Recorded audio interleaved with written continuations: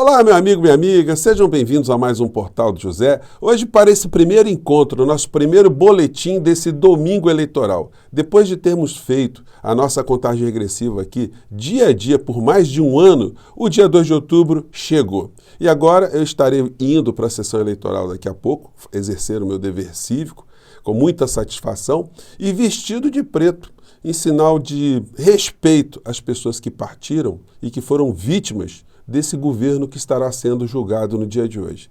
Mas muitas das pessoas que estão seguindo esse governo e os próprios membros desse governo terão motivos de sobra para andarem de preto, porque eles vão ter que ter um luto para exercer em função desse julgamento que o povo brasileiro está fazendo a partir de hoje. A única dúvida que os analistas estão tendo é se nós teremos muita abstenção ou pouca abstenção e qual será o impacto dessas abstenções no final do dia. Nós temos aqui os principais jornais do Brasil que estão colocando aqui que a situação está em suspense. Todos eles estão apontando isso, todos os jornais. Suspense até o fim. Lula tem 14 pontos à frente de Bolsonaro, segundo turno é incerto. Isso aqui está no Globo. Na Folha de São Paulo, eles colocam a manchete. Lula tem 50%, Bolsonaro 36%. Pesquisa Datafolha não permite prever se petista terá hoje maioria dos votos válidos para vencer presidente no primeiro turno. E eles não estão fazendo especulações, né? Como eu ontem conversei com vocês, existe uma tendência de uma parcela pequena do eleitorado de votar naquele que está na frente. Então, a tendência é quando abrirmos os boletins, quando vierem as apurações, havendo menos abstenções, nós vamos ter uma eleição presidencial hoje resolvida em primeiro turno.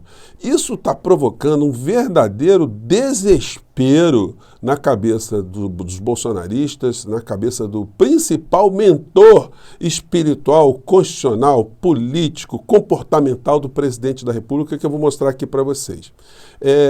A linguagem corporal fala mais do que qualquer coisa, né? A gente olha para uma pessoa, a gente sabe, a gente olha para um bichinho, a gente sabe se o bichinho está cabrunhado, está triste, né? É o ser humano, então, os sinais são muito mais evidentes. A gente não precisa ser psicólogo para saber disso.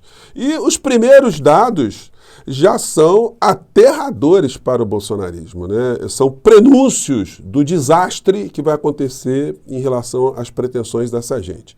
Aqui tem no blog do Guga Noblar, e ele fez a publicação aqui no Twitter dele, ele já informa um dado oficial. A Nova Zelândia deu 329 votos para Lula, 71 para Bolsonaro. Ciro teve 23, Simone Tebet 8, Felipe Dávila 14. O padre Fake teve 3 votos ainda teve gente que votou no padre. Então, a vitória de Lula na Nova Zelândia está avassaladora, ou foi avassaladora.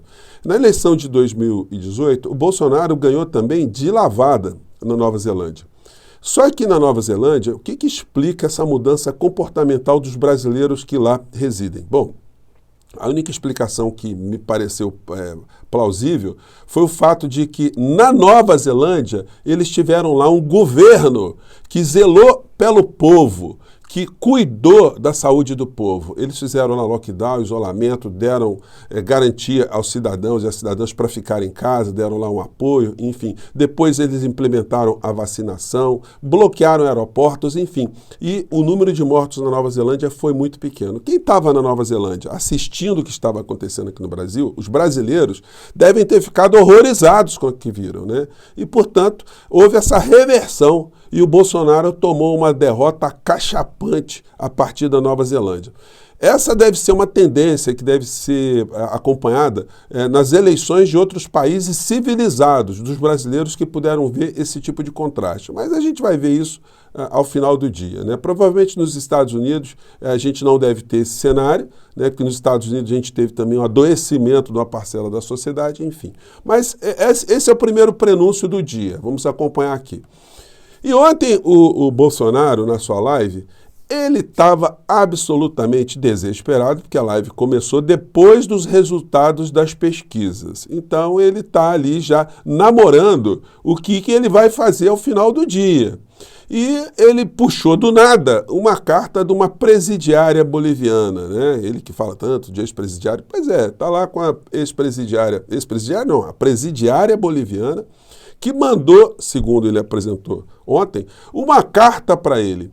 Isso foi também como um prenúncio do que irá acontecer com ele no futuro. E ele manifestou uma preocupação muito grande, já enxergando algumas celas na sua frente, e ele diz o seguinte, vou colocar aqui para vocês, porque certamente essas imagens que eu vou colocar, até reduzir aqui, para vocês não verem tão grande, né, a figura aqui, a gente vai ver poucas vezes daqui para frente essa figura assim que ele partir do poder. Como eu disse para vocês, ele será uma figura inservível para o poder, inservível para todos aqueles que lucraram com o governo dele. Ele sempre foi um fantoche para essas pessoas. Ele sempre foi um pequeno batedor de carteira, um locupletador de rachadinhas que colocou a família para também se locupletar na política e que nunca teve um papel significativo no poder econômico aqui no nosso país. Ele se prestou esse papel, mas agora ele está sendo embalado para ser arremessado para a lata do lixo, porque ele ultrapassou todos os limites. Pois bem, e aí ele disse o seguinte, gente, vamos acompanhar aqui se isso não é uma fala de alguém que está preocupado com cadeia.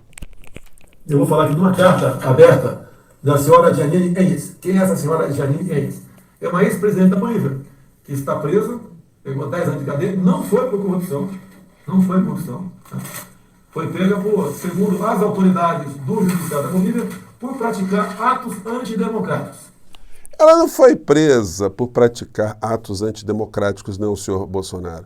Ela foi presa porque ela insuflou a desobediência civil, ela reprimiu manifestantes que estavam lutando pela democracia na Bolívia, houve massacres, houve mortes e ela foi responsabilizada por isso. Por isso que agora ela está puxando uma cadeia suculenta, se é que a gente pode usar essa expressão, né? Mas vamos continuar aqui. Certo? Atos antidemocráticos. E as autoridades da Bolívia deram aí 10 anos de cadeia dela.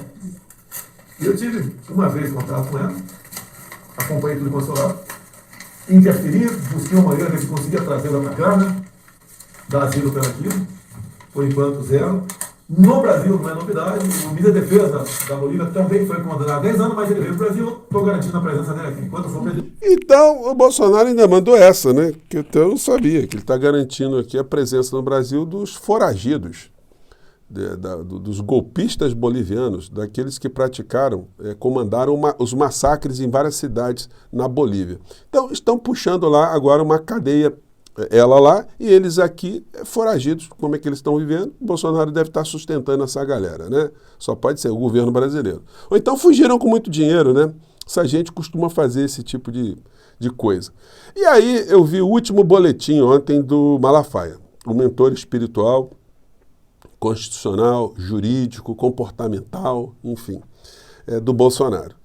O título do vídeo dele é Uma Palavra Profética e de Alerta ao Povo de Deus. Pois bem, se ele é o intérprete de Deus, que de vez em quando ele diz, né, o Espírito Santo chegou no meu ouvido e falou uma coisa, enfim, e que o Bolsonaro seria a vontade de Deus, então a gente vai ter um problema aqui filosófico. Se Deus escolheu o Bolsonaro, mas o povo que, segundo diz o ditado popular, né, a voz do povo é a voz de Deus, então quem é que está dizendo a verdade? É o povo que não está escolhendo o Bolsonaro, que está mandando o Bolsonaro para a lata do lixo, ou o Malafaia, né, que seria o representante ou o porta-voz do Todo-Poderoso aqui no país? Mas a linguagem corporal não mente, né? Vamos acompanhar aqui, acho que vou até colocar um pouco mais ampliado aqui, só para vocês verem aqui o desespero em Full HD. Vamos lá. Que povo de Deus somos nós? Que oração é essa que estamos aqui no Brasil orando pelos irmãos perseguidos e votando em gente que apoia isso? Como podemos votar em gente que apoia aborto? Gente que diz que a família tradicional é atrasada? Como, meu irmão? Como? Que mente de Cristo nós temos? Que questão é essa? Que paixão louca, que encantamento, que espírito de mentira é esse? Ah, meu Deus, tem misericórdia do Brasil, tem misericórdia da tua igreja. Minha gente, essa é a verdade. Não existe uma acusação, não existe acusação de Ministério Público, não existe acusação de delegado, de Supremo Tribunal Federal, uma acusação de roubo do presidente Bolsonaro. Não precisa ter acusação não, Bolsonaro, o Malafaia. Mas, gente, essa é a fala de alguém que está tranquilo, que escutou a voz de Deus dizendo, olha, segue em frente aí porque ó, vai se dar bem, né?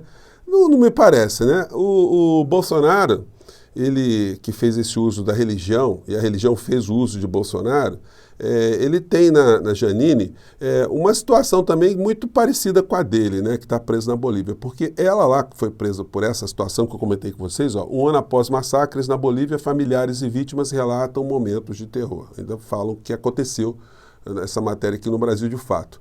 Os massacres, enfim, situação lá que aconteceu. E a Janine, que fazia uso, igual o Bolsonaro também, de elementos religiosos, ela, quando houve o golpe na Bolívia, ela adentrou o palácio do governo da Bolívia, ela levou uma Bíblia também na mão, né? Eu acho que dá para vocês verem aqui, vamos acompanhar esse trecho. A presidente chegou ao antigo palácio presidencial com o modelo gigante da Bíblia nas mãos, aos gritos de "A Bíblia está de volta ao palácio".